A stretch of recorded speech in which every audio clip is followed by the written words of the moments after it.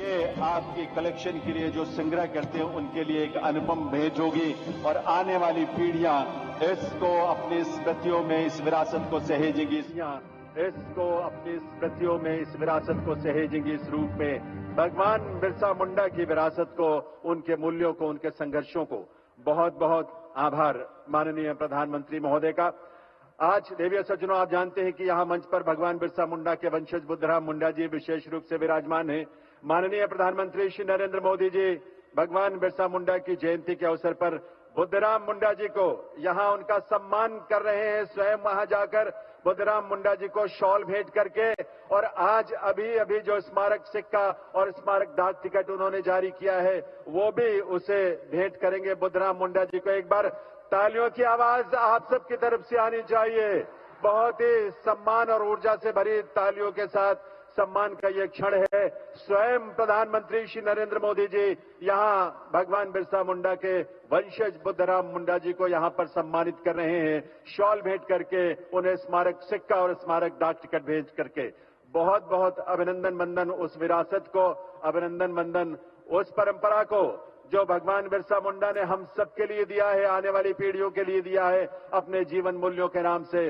धरती आबा के उस योगदान को, उस बलिदान को हम नमन करते हैं और कृतज्ञता व्यक्त करते हैं।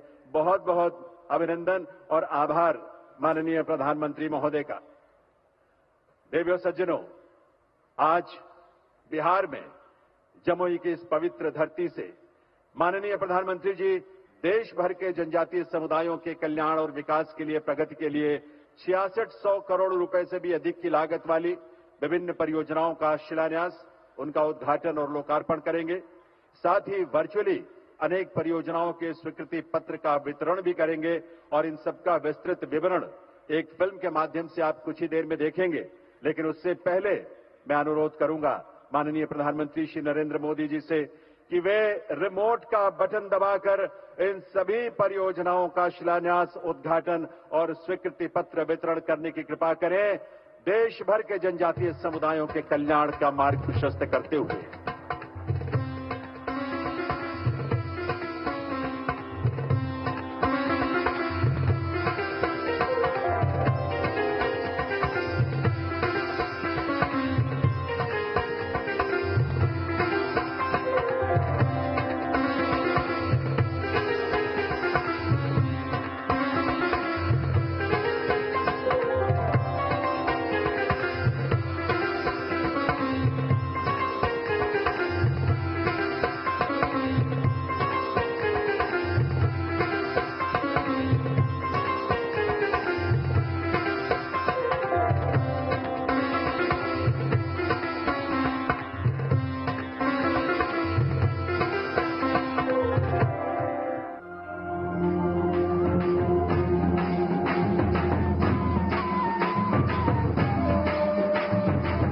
जनजातीय समुदायों का सशक्तिकरण और सम्मान, इसी विजन के साथ प्रधानमंत्री श्री नरेंद्र मोदी के नेतृत्व में भारत सरकार ने बीते 10 सालों में एकनिष्ठ प्रयास किए हैं। आज आजादी के पंच प्राणों की ऊर्जा के साथ देश भगवान बिरसा मुंडा समेत करोड़ों जनजातीय वीरों के सपनों को पूरा करने की दिशा में आगे बढ़ रहा है। जनजातीय गौरव दिवस के जरिए देश की जनजातीय विरासत पर गर्व और आदिवासी समाज के विकास का संकल्प इसी ऊर्जा का हिस्सा है। समावेशी सर्वस्पर्शी विकास से ही विकसित भारत का निर्माण संभव है।